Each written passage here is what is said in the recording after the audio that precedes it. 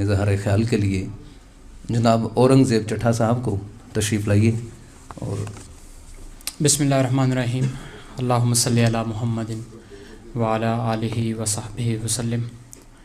من رانی کا مدعا چہرہ، صورت حق کا آئینہ چہرہ، سرمگیں چشم آیا مازاغ، زلف واللیل والضحیٰ چہرہ. یہی چہرہ نشان وجہ اللہ، ورنہ رکھتا ہے کیا خدا چہرہ. یہ ہے تفسیر احسن تقویم، ابتدا چہرہ انتہا چہرہ. مرنے والوں کی آخری خواہش، میرے آقا مجھے دکھا چہرہ. اور ریگ زر حیات میں واصف، باغ فردوس کی ہوا چہرہ. جناب محترم صدر محفل میر جہانگیر صاحب، جناب انور خان صاحب، جناب سلمان عبداللہ ڈار صاحب، استاد محترم عرفان اشرف صاحب، شاہ صدیق گل صاحب، حاضرین محفل السلام علیکم ورحمۃ اللہ. مجھے یہ حکم ہوا ہے کہ میں واصف صاحب سے جو میرا تعارف ہے وہ کیسے ہوا اس کے متعلق بیان کیا جائے. تو جن حضرات کے میں نے نام لیے ہیں، میرا سفر یہیں سے شروع ہوتا ہے. 2007 میں میں گفٹ کالج کے اندر جناب عرفان اشرف صاحب اور شاہ صدیق گل صاحب کے پاس پڑھتا تھا. تو میں اس سے پہلے بڑا آپ کہہ لیں کہ I was very naughty boy. اس کی وجہ یہ تھی کہ میں جس ادارے میں ہاسٹل میں رہتا تھا وہاں پہ سیلف ڈیفینس کے لیے بڑا ضروری تھا کہ میں وہاں پہ شرارتیں کرتا، جوتیں لگاتا، ایکٹیو رہتا. تو اس سے پہلے تو میں بڑا ایک سلجھا ہوا بچہ تھا، لیکن مجھے سیلف ڈیفینس کے لیے یہ کرنا پڑا. لیکن جب میں ان کے پاس آیا تو انہوں نے یہ واصف صاحب کی باتیں کلاس کے اندر کرنا شروع کر دی. میں بڑا حیران ہوتا تھا کہ یہ تو ایسی باتیں ہیں جیسی میں نے پہلے کبھی ایسی باتیں سنی نہیں ہیں. تو میں نے آہستہ آہستہ اس میں دلچسپی لینا شروع کر دی. تو عرفان صاحب سے، شاہ صدیق گل صاحب سے، اور گل صاحب نے مجھے ایک دن ریفر کیا کہ آپ واصف صاحب کی کتاب جو دل دریا سمندر ہے اس کا مطالعہ کریں. تو میرے جو دوسرے استاد تھے، جو میرے پچھلے ادارے کے استاد تھے، وہ بھی اسی ادارے میں کچھ آ گئے. تو انہوں نے کہنا شروع کر دیا کہ یہ بچہ جو ہے نا ہمارا، یہ خراب کر رہے ہیں دونوں. تو یہ تو بڑا ہنستا تھا، کھیلتا تھا، تو یہ دونوں جو ہے نا یہ اسے اور ہی باتیں سنا رہے ہیں، تو یہ سنجیدہ ہوتا جا رہا ہے. تو میرے لیے یہ بڑی حیرانگی کی بات تھی کہ یہ کس طرح سنجیدگی آتی ہے، خاموشی کس طرح آتی ہے. میں تو بڑا بولنے والا تھا جس طرح آپ کو بتا رہا ہوں. تو ایک دن عرفان صاحب مجھے ہیڈ آفس لے گئے میر جہانگیر صاحب کے پاس. تو میری جب پہلی ملاقات میر صاحب سے ہوئی تو میر صاحب نے کہا کہ آپ سے تو پہلے بھی ملاقات ہو چکی ہے.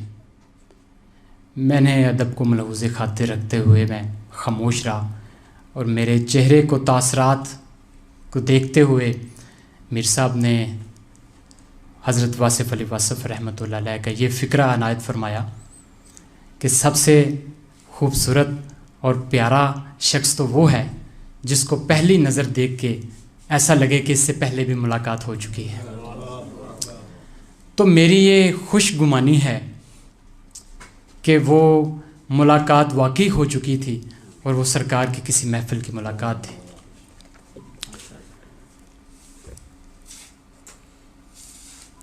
اور پھر سلمان عبداللہ ڈار صاحب، کیونکہ ہم ایک ہی قصبے سے ہمارا تعلق ہے، تو میں نے ان کے پاس جانا شروع کر دیا، کیونکہ ان کی بھی واصف صاحب سے ملاقات تھی.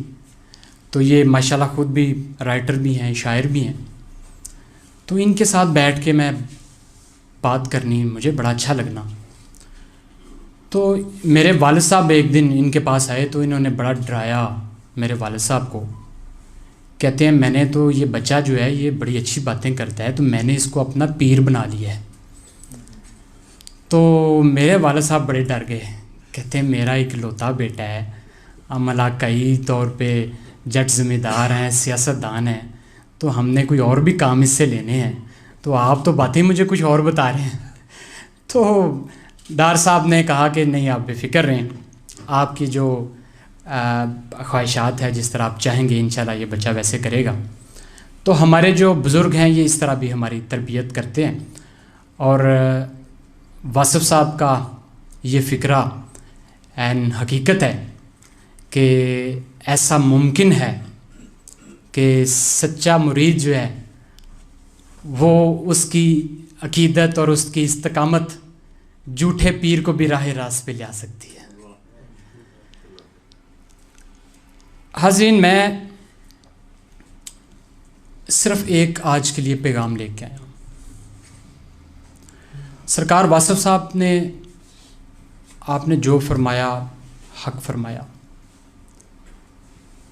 آپ کی ایک ایک بات، آپ کا ایک ایک فکرہ، یہ آج ہم جس محفل میں بیٹھے ہیں یہ میر صاحب وہی محفل ہے جس کا ذکر سرکار نے آپ سے کیا تھا کہ انہوں نے فرمایا تھا کہ ہم ارادہ رکھتے ہیں کہ گجرانوالہ میں بھی ہم محفل کریں۔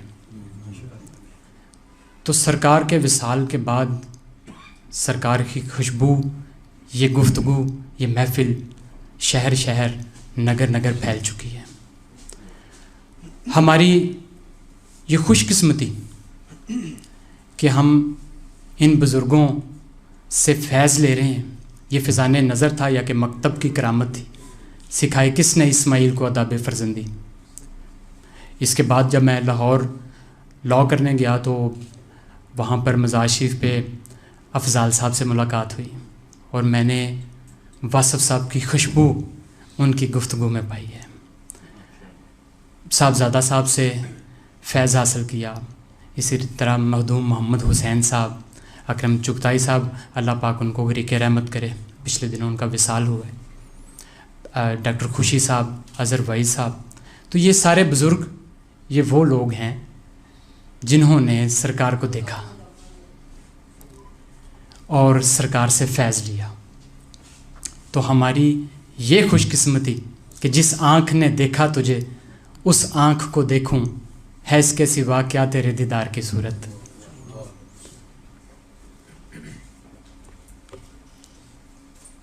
میرے عزیز بزرگوں، بھائیوں، صرف ایک پیغام، سرکار نے یہ فرمایا کہ صرف آپ بزرگوں کی یاد نہ مناتے رہ جانا اور صرف ان کا ذکر نہ کرتے رہنا، ان کی تعلیمات کے اوپر عمل کرنا، ان کے بتائے ہوئے رستے کے اوپر چلنا۔ آپ نے فرمایا بڑی اچھی بات ہے کہ آپ میلاد شریف مناتے ہیں، لیکن اس کا ایک طریقہ کار ہے، کہیں ایسا عمل نہ کر دینا جو حضور پاک صلی اللہ علیہ وسلم کے پسند کے علاوہ ہو۔ آپ درود شریف پڑھیں، باوضو رہیں، حضور کے نام پہ لوگوں کو معاف کر دیں اور معافی مانگ لیں، یہ بہت بڑا عمل ہے۔ اب ہم، کیونکہ یہ دعوت عام نہیں ہے، دعوت خاص ہے، یہ خاص سرکار کی محفل کے دوست بیٹھے ہوئے ہیں، کیا ہم یہ عہد نہیں کر سکتے کہ ہم اپنی پریکٹیکل لائف کے اندر، اپنے عمل کے اندر ان تعلیمات کو لے کے آ جائیں اور پریکٹیکلی صرف دیکھیں؟ گفتگو میرے لیے بہت مشکل ہے، میں نے عرفان صاحب سے بھی ذکر کیا، بارہا ذکر کرتا ہوں کہ بڑا مشکل ہوتا ہے میرے لیے بات کرنا، کیونکہ میں سمجھتا ہوں I am not a good Muslim. کس طرح میں اچھا مسلمان تو اس وقت ہوں گا نا جب میں اپنے ملازم کو میں وہ کھلاؤں جو میں خود کھاتا ہوں، اس کو وہ پہناؤں جو میں خود پہنتا ہوں، اور اچھا مسلمان تو میں تب ہوں گا اگر میں اپنے عزیز و اقارب جو ہیں ان سے حسن سلوک کروں، اپنے پڑوسیوں کا خیال رکھوں۔ تو کس طرح میں ایک اتھارٹی رکھ سکتا ہوں بات کرنے کی؟ تو تبلیغ تو سرکار واصف صاحب نے فرمایا کہ بہت ہو چکی ہے، کتابیں بھی بڑی لکھی گئی ہیں، گفتگو بھی بہت ہو چکی ہے، تو سرکار نے فرمایا کہ اسلام کو تبلیغ نہ بناؤ۔ حضور پاک صلی اللہ علیہ وسلم کا انداز محبت انداز رحمت لوگوں تک پہنچاؤ، اسلام خود ہی پہنچ جائے گا۔ ہم کہتے ہیں جی ہم سے تو برداشت ہی نہیں ہوتا، اس نے بڑی زیادتی کر دی ہے۔ بھائی بری چیز کو میں برداشت نہیں کرتا، بھائی بری چیز کو ہی تو برداشت کرنا ہے۔ تو ہم نے اپنے دوستوں کو، اپنے عزیز و اقارب میں، ایک تو پہلے سرکار نے فرمایا کہ اپنی اصلاح کرو، اس کے بعد اپنے دوستوں کی اصلاح کرو۔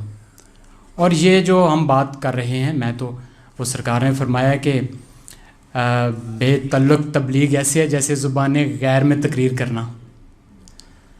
تو کیا ہم حضور پاک صلی اللہ علیہ وسلم کا انداز محبت لوگوں تک نہیں پہنچا سکتے؟ کیا اس کو پریکٹیکلی اپنے مزاج کے اندر نہیں لا سکتے؟ ہم کیا یہ نہیں کر سکتے؟ حضور پاک صلی اللہ علیہ وسلم کے ساتھ کون سی ان کو تکلیف نہیں دی گئی؟ آپ کو پتھر مارے گئے، آپ کے اوپر اوجریاں پھینکیں گئی، آپ کے اوپر کوڑے پھینکیں گے، آپ کے رستے میں کانٹے بچھائے گئے، طرح طرح کی تکلیف دی گئی، لیکن حضور پاک صلی اللہ علیہ وسلم نے سب کو معاف کر دیا اور کبھی ذاتی انتقام نہیں لیا۔